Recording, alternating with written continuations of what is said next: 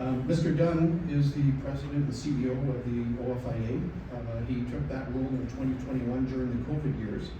I don't know why, but he did. He joined the OFIA in 2015 in many different roles. They were looking after the environment policy portfolio, forestry, electricity, and manufacturing. So he had lots of experience in the area of woodlands and forestry. And prior to that, he spent a number of years doing forestry and environmental consulting in the oil and gas, nuclear field, and forestry field as well. Something I didn't know was in 2019, he was considered one of the top 10 under 40, so he's still a puppy today, not like a lot of us here with the gray hair. So on behalf of Domtar and the forest industry, I want to welcome Ian Dunn to the stand.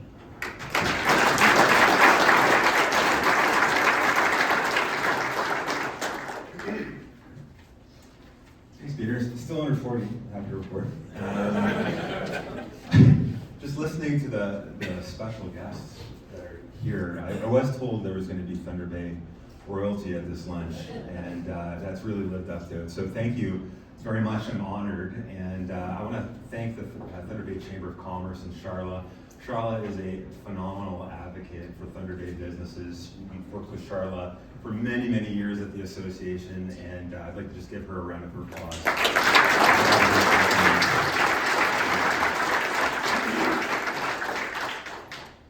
So I actually got my start here in Thunder Bay about 14 years ago. I worked for a company called KBM Forestry Consultants, and Thunder Bay has always held a very, very special place in my heart. This is where I met my wife. We live in Toronto now with 2 kids, but we love Thunder Bay. We love the Thunder Bay businesses. That just made the experience so amazing. And my experience at KBM was incredible. I mean, for a guy who grew up in the GTA, to get exposed to the industry that way was just incredibly valuable. And I remember the first report, the very, very first report I made as someone with a job, my first real job, my first real report. I had to go hand deliver that report to Abbotsford-Bowater, the pulp mill. And I remember going out to the gates, had this report in my hand, and I was told I had to go give this to a person named Tom Ratz. And I was just terrified of this guy because he was probably the most well-respected planning forester in the province. And anyway, I gave him the report, and ever since then, I do feel a connection to that mill and the sawmill as well. And I had the privilege of attending the 100th year anniversary of Thunder Bay Pulp and Paper last year. And you saw the connection, the emotional connection that the workers have with that facility over decades, over 100 years. And I feel like I have that in some small part. And that's why these discussions on policy or tariffs or the future of the industry is so important and personal to me. We want to make sure that people have good paying jobs and we protect this industry going forward. So given what's been happening in the sector with kind of the consolidation of the pulp and paper capacity in the province, what's happening south of the border with our American neighbors, there's been a lot of interest in what the future holds for this industry. And so I'm going to try and lay that out for you from my perspective, kind of where we've come from over the last 20 years to what the future vision of this industry really is on behalf of the OFIA. Just a quick note about our organization. So we're going to be 82 years old next week. That's our 82nd annual convention is happening in Toronto. And our membership, we have 52 members. It's grown substantially over the last 4 or 5 years, about 30%. Our membership makes forest products and they manage forests on behalf of His Majesty the King. And on the forest product side, we have a diversity of members. So, of course, dimensional lumber. We have all the major lumber producers in the province. We have the 3 remaining pulp and paper facilities in our membership. Decorative finishing as well. Our chair, Jamie McCrae Lumber, makes hardwood flooring for NBA basketball courts. One of our newest members in Tilsonburg, Townsend Lumber, makes furniture quality lumber, walnut, cherry, oak, those types of species. And energy. Energy is becoming a real growth area within our membership, within the existing industries, the pulp and paper sector, of course the cogen plants at Thunder Bay, the plants in Calistock and Hearst, OPG and Anacoken, Domtar's facility, the sawmill produces pellets that go to that facility. But also, I think there's an interest in what the future bioeconomy looks like in terms of liquid fuels, solid fuels, and electricity. We're going to touch on that in a minute. And of course, our membership also, like I said, manages forests on behalf of the Crown. About 35 million hectares of provincial for that area, not just forest, but area, is managed by an OFIA member. It could be a Domtar that owns a mill, also manages the forest, or it could be a cooperative that reports to shareholders or board of directors. So a huge area. The overwhelming majority of the province is managed by an OFIA member, and that is the perspective and advice that we can offer to the provinces. Not what is best just for Thunder Bay or just for the pulp and paper sector. What is best for the sector as a whole in the province?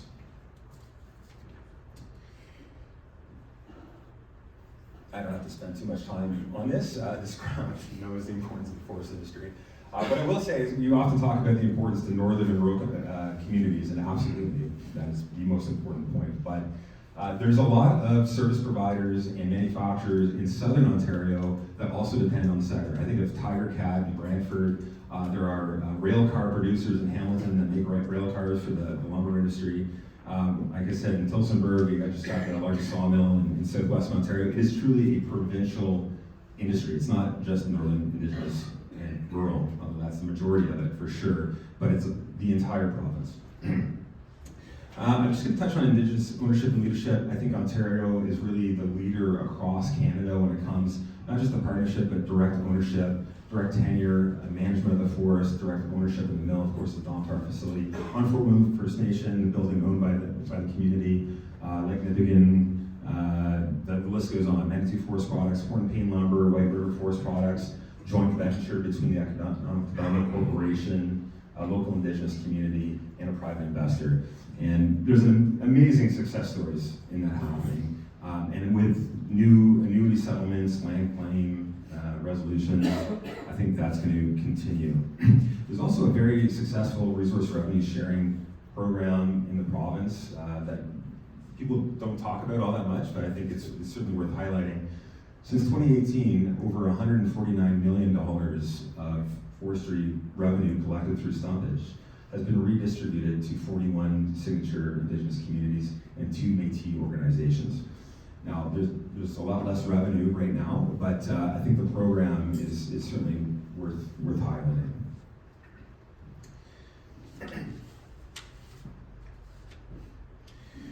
So the forest products sector is similar to any other manufacturing industry. You take a raw material, you add value, transform it at a mill, and you sell it to the marketplace. In our organization, we work with all 3 bins. Each one of those bins has its own unique set of legislation, regulations, policy, and topics and issues that become very technical, and we have various committees that work on that. So woodlands, about sourcing the raw material, getting the timber out of the bush, that's forest management planning, that's certain elements of consultation, that is the landscape guide, the regulated manuals, that's forest road infrastructure, very important program, Minister, forest access roads funding. That committee really deals with the part of the industry that pulls the resource to the mills. Just on Friday, there was the announcement that the Endangered Species Act was going to be repealed and replaced with the Species Conservation Act. So that is going to be something that our committee was going to take a really close look at in 2 weeks' time when we meet, or in 1 week time in Toronto, and provide the province with some recommendation. Bring the material to the mill, so you're looking at energy and environment issues, energy policy, electricity pricing, very important to all mills to remain competitive. HR issues, attracting mill rights, electricians, boiler makers, engineers to our industry. We have a committee, the manufacturing committee actually is very active on that to make sure that the mills remain competitive in a global marketplace. And finally, when you have a product, you have to sell it to the marketplace. So we deal with reputational issues. So there have been coordinated environmental campaigns against forest practices that we will respond to, of course. There are non-tariff trade barriers, such as the deforestation-free procurement bills that we saw in New York and California State, the European Union deforestation-free procurement bill, and then finally trade action or border measures. And the OFIA, along with our counterparts at QFIC, the Quebec organization, we share legal counsel and are very involved in the current iteration of the softwood lumber trade dispute and anything else that Howard Lutnick and Donald Trump invent overnight.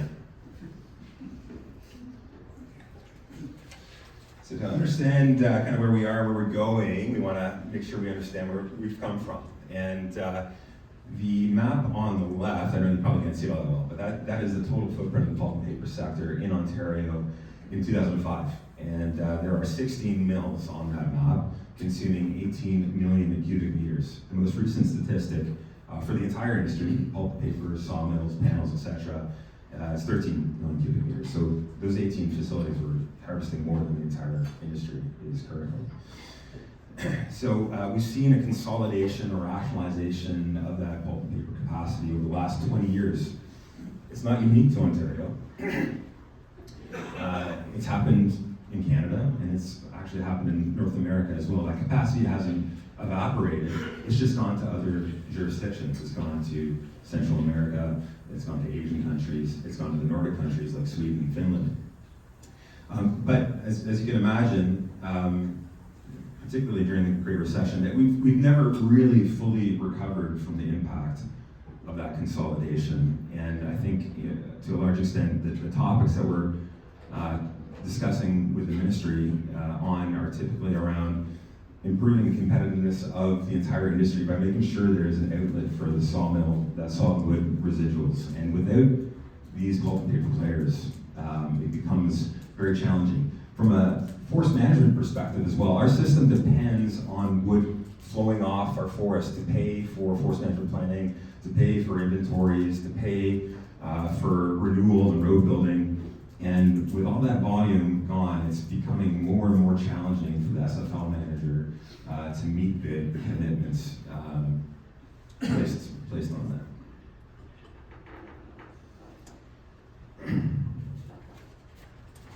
Just to put this kind of into perspective, we have the 3 remaining pulp and paper facilities in Ontario, combined producing about 1.1 million tons annually of market pulp and newsprint.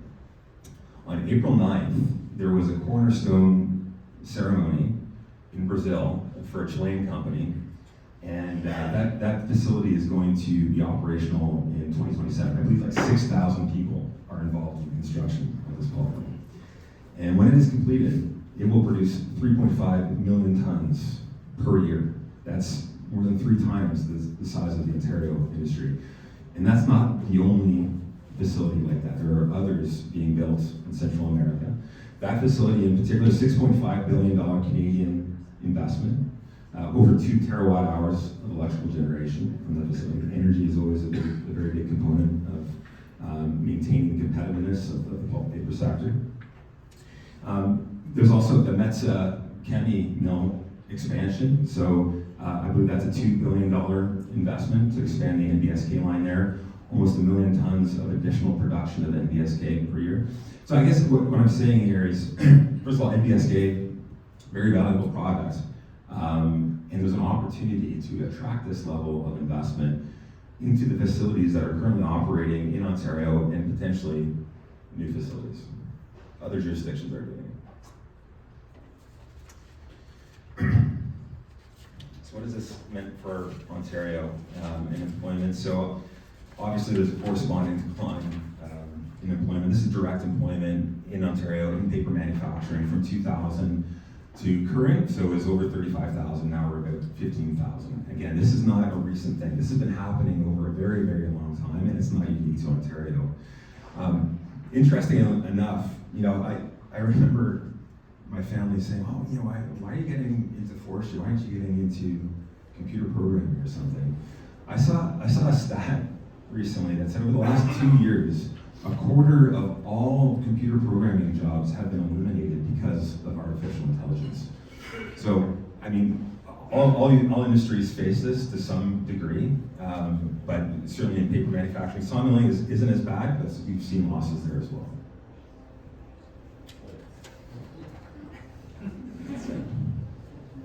Trigger warning. So, yeah, Howard Lutnick's on the right there. So that's where we came from. where are we going? And you might know these two individuals, and you've certainly seen what their approach to trade is like. It's very sporadic and confusing. I find it very difficult to keep up with, but I'll try to summarize what we have observed.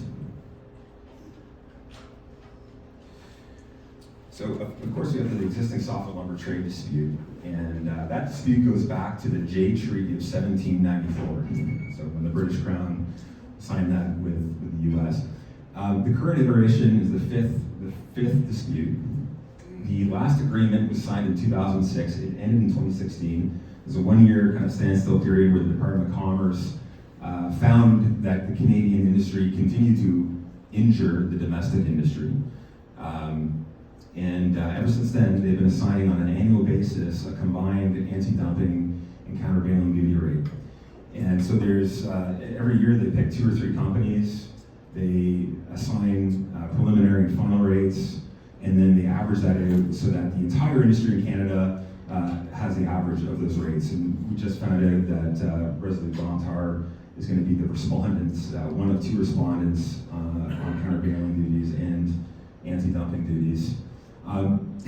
So this, the current iteration of the dispute goes back to 2016. It's $7 billion of Canadian lumber producers' money is on deposit, U.S. currency right now. So it's close to $10 billion, including the interest.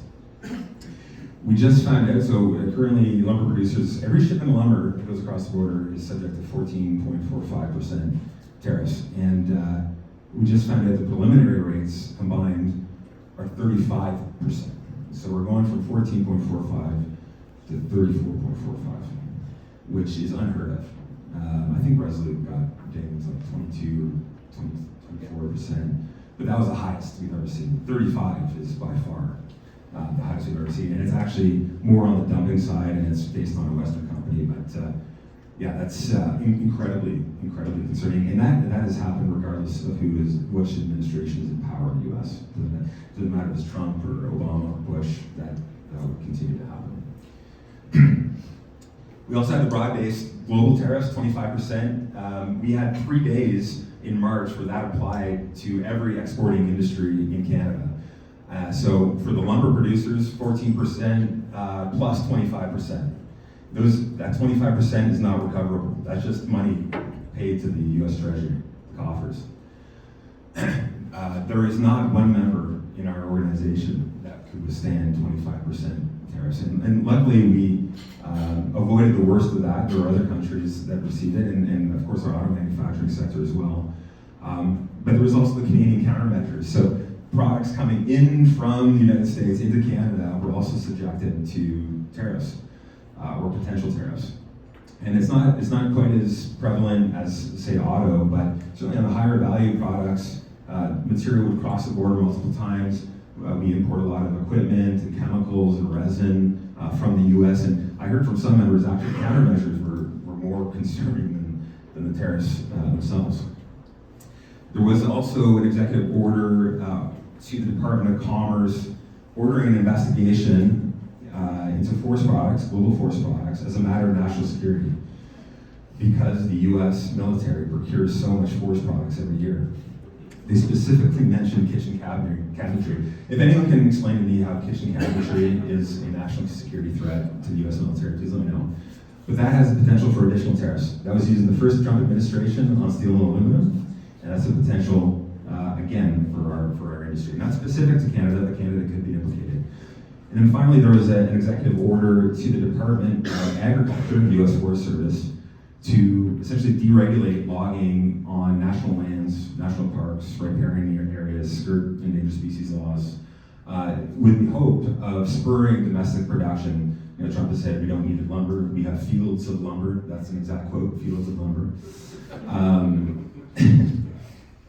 And so the hope there is that they will spur domestic production. The interesting thing about this is the U.S. coalition primarily is made up of American land owners, timberland owners, and they like to have control over the pricing of their logs. If the federal government all of a sudden deregulates logging, that is new supply coming into the market, and that will put downward pressure.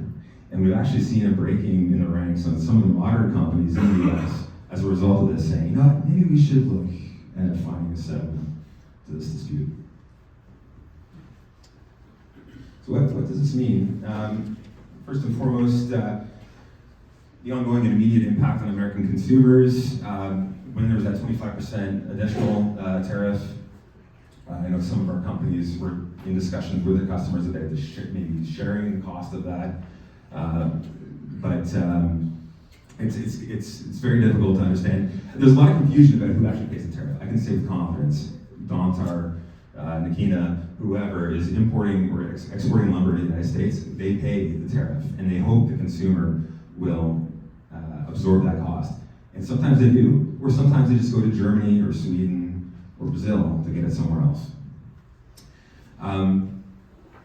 There's this idea that the US can all of a sudden flip a switch and increase domestic production and replace the 24% of their market share that comes from Canadian forest products. That, maybe 5-10 years down the road, potentially, but not overnight. It's not going to happen anytime soon. And in fact, there's been a lot of permanent closures and curtailments in the US over the last 16 months. My quick math was 2.8 billion board feet has been coming out of the US for the last 60 months. And pulp, paper, tissue products, importance of NBSK. NBSK, like I said, very important products for American consumers, big box stores, Walmart, Costco, etc. They need that product. And for a lot of our facilities, they depend on wood chips from the sawmill sector. So they have a big interest. They have a lot at stake in the softwood lumber dispute because their feedstock is going to be impacted. I'd say that the most concerning thing to me, aside from the immediate cash flow implications for our members, is where capital investment is going to go over time.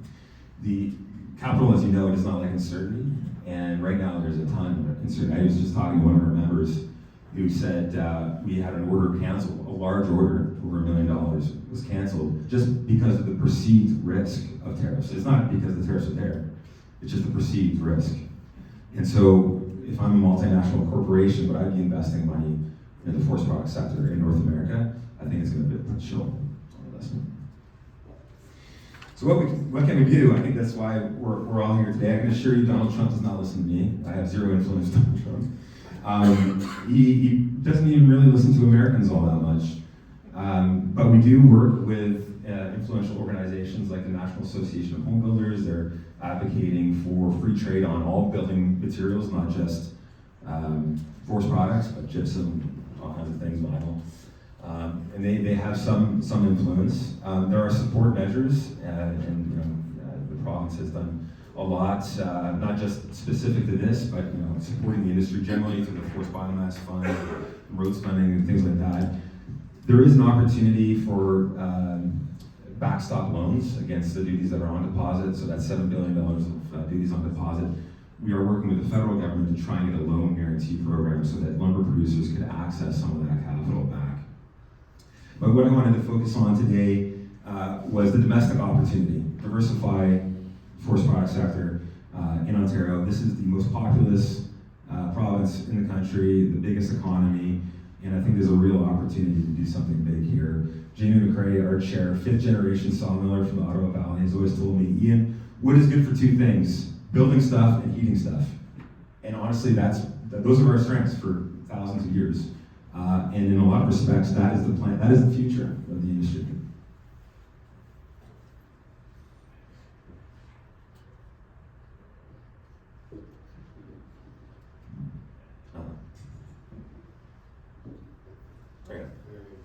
Thank you.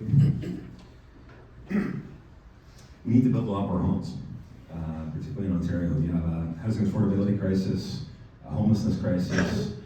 In 2022, 2023, we had over 500,000 people come to this province. That same period of time, 85,000 homes were built. The most recent statistic was 74,000 homes in 2024. So we need to do a better job building homes. And you can see that in the past, the 70s and 80s, we were actually building more homes in the 70s and 80s compared to where we are today. And I'm not a housing expert. There have been a lot of reports that have come out lately from the Ontario Real Estate Association, the Fraser Institute, looking at ways to accelerate home building and construction in the province. And one of those ways is modular building of homes. It can reduce the time of construction by 50%. Harmonization of building codes. The setback requirements in Thunder Bay are very different than the setback requirements in Toronto. Pre-approving modular construction so you don't have to get permitting. Those types of things. One recommendation that I thought might be of interest to this industry is exempting factory-built housing from the archaic spring thaw restriction under the Highway Traffic Act.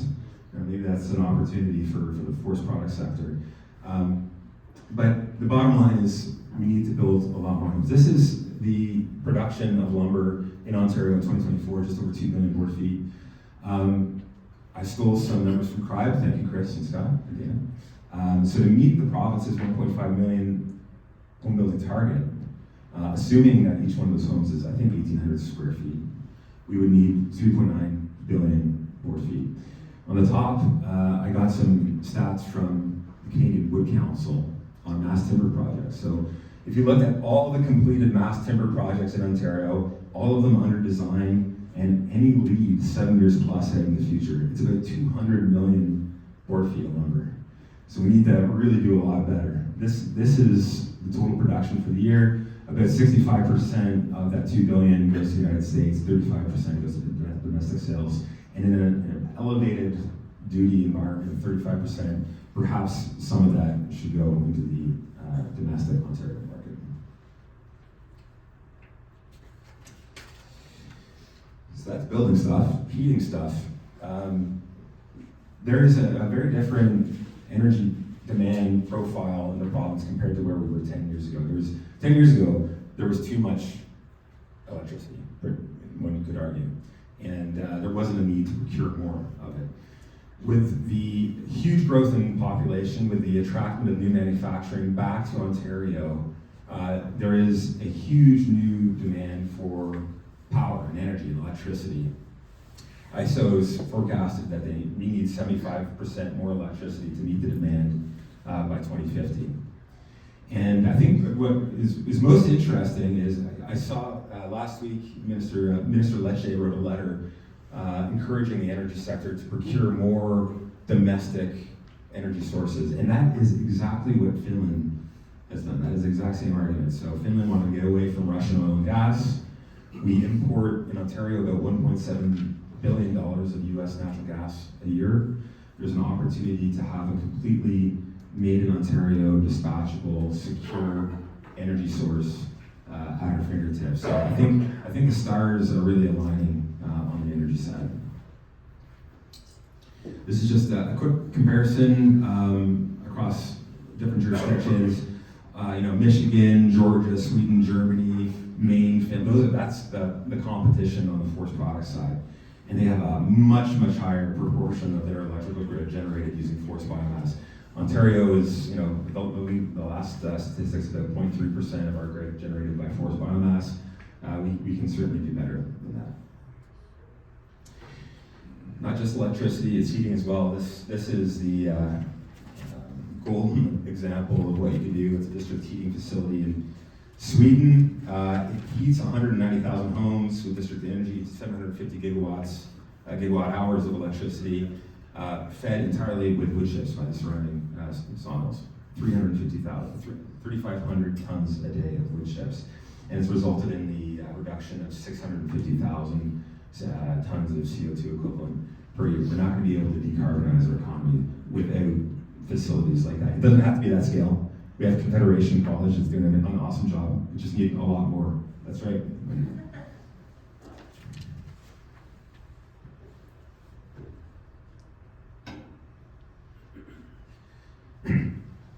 I know the province gets tired of me talking about electricity, and often the response is, well, we already have a very green electrical grid. We do. We have a very, very green electrical grid. We phased out coal. The consolidation of the pulp and paper sector in Ontario, I think, really allowed that to happen. But in terms of energy usage total across Ontario, electricity is only about 18%. The rest is oil products, transportation fuels, and natural gas, like heating for residential and industrial buildings. There is an opportunity, and we have members that are making products to replace each one of those wedges of the pie with a bioproduct alternative, a forestry solution to each one of those wedges.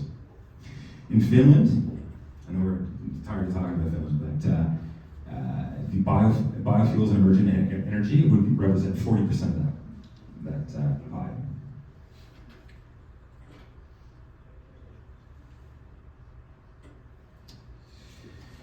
So path forward. In my mind, it's 3 steps. 1, spur domestic markets, implement the OFIA's Forest Energy Directive.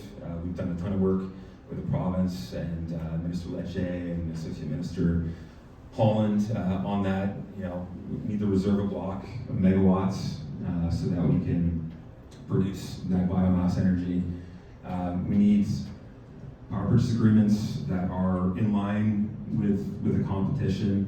We need the bioheat projects, we need district energy projects, etc. That chemi mill that I mentioned earlier, Metzaville, over 3 terawatt hours of electrical generation, also distributing energy to heat the surrounding community. Invest in public transportation infrastructure. That, you know, transportation infrastructure is a very important metric for people to invest in a jurisdiction. And we have a very successful program in the province that's been supported by the province. And I think we need to just leverage those successful programs. So forced access roads, the forced biomass program has served as a very effective incubator for new industry coming online, and foster a more competitive environment for investment.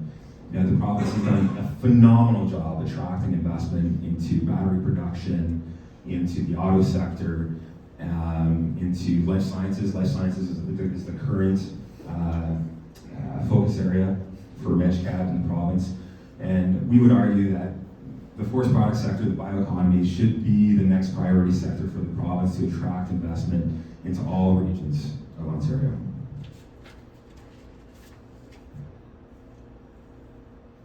So just end on our vision for Ontario. Show the stats: 137,000 direct, indirect, and induced jobs, harvesting at less than half of what is currently available. So if we can scale this industry, I mean, we're fortunate to have the resources we have. We are one of the last remaining jurisdictions where fiber supply really isn't a limiting factor. We are harvesting less than half of what is currently available. There is an opportunity to grow the GDP numbers, to grow the employment numbers, and create a fully integrated Ontario supply chain. That's what really excites me. It's on the forest product side, on the building material side, it's on the decorative finishing, so Jamie McCrae can use his hardwood flooring, or Dan Bowes in Columbia with the beautiful hardwood paneling on the interior, and empowering those buildings, empowering our industry with Ontario forest products. And ultimately, what this means is healthier communities, healthier forests, and more productive forests. So thank you very much for having me today.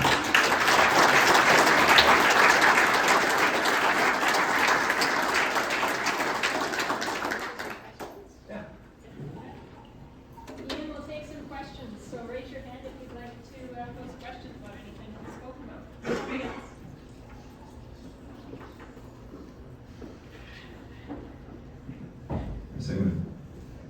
Do you think it's time for us to start to look about district heating instead of using fuel?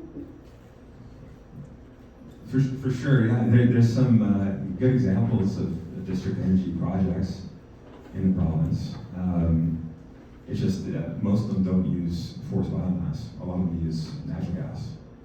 So we want to make sure that they're using sustainable, low carbon, non-emitting fuel.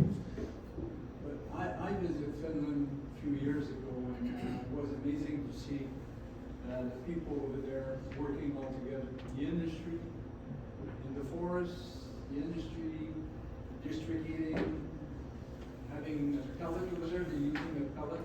They had a big pellet plant, and their truckers, everything was moving around because they are working together to keep their right, have natural gas. But back then, we were looking to have district heating in our background, and natural gas was too cheap. But now, with the price of gas, looking forward maybe to the way I got in the municipality, if I follow the river and all that, I could supply all the school, the arena, nursing home, hospital, without touching in the big infrastructure as a beginning. But I thought. Absolutely, and that pie chart I showed of energy, like I said, electricity is just a small component. It's actually heat. Heat is a huge driver of energy use in the province because it's we live in a very cold province. But that's a huge opportunity. It really is, Roger.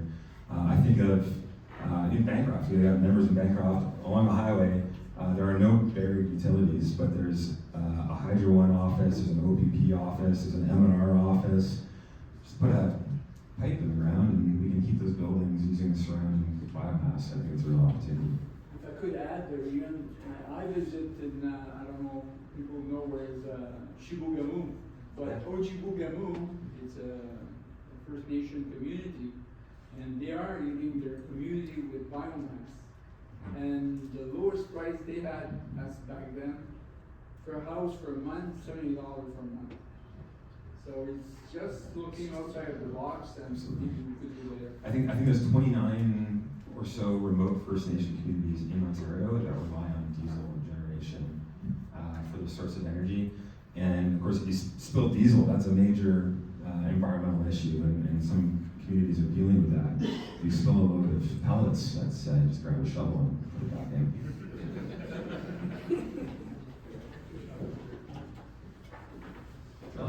So, I guess I'm trying to figure out where's the resistance. We've heard the federal government and the provincial government all talking about the need for housing, the need to support Canadian and Ontario built opportunities. What's still the barrier that we need to break down to actually bring this dream to reality? That's a great question, Cheryl. I will say I had an opportunity to scan through the federal Liberal platform, and this isn't specific to the Liberal platform, but I think the discourse at a federal level. I have not heard much of anything of the forest product sector or the lumber dispute. The lumber dispute is likely the largest global trade dispute since the end of World War II. And to not have it, any one of our leaders really, I know there have been comments here and there, but to make it a focus, I think that is a concern. On the bioenergy side, we are the third largest consumer of energy as well, the forest product sector. So we want to make sure there's affordable energy, affordable electricity. But on the other hand, the province, and I know Mr. Holland understands this, is a huge advocate for this. There are public benefits for using forest biomass that are not necessarily captured under the current mandate of energy and ISO. I know ISO is in the crowd today. So if we can change that mandate to look more at what is the value of that electricity or energy to the province rather than what is the cheapest, most affordable, or most reliable power, that would certainly help. I'm not a house building expert, but I would imagine that the rate environment really has a big influence on home construction. So interest rates went up to actually, finance the development, finance the land would be really challenging. I have no doubt about that. But from a political perspective, I think the province has done a really good job. We have a forest sector strategy, a biomass action plan. There's all these investments happening in the bioeconomy. I think it's going to take time as well.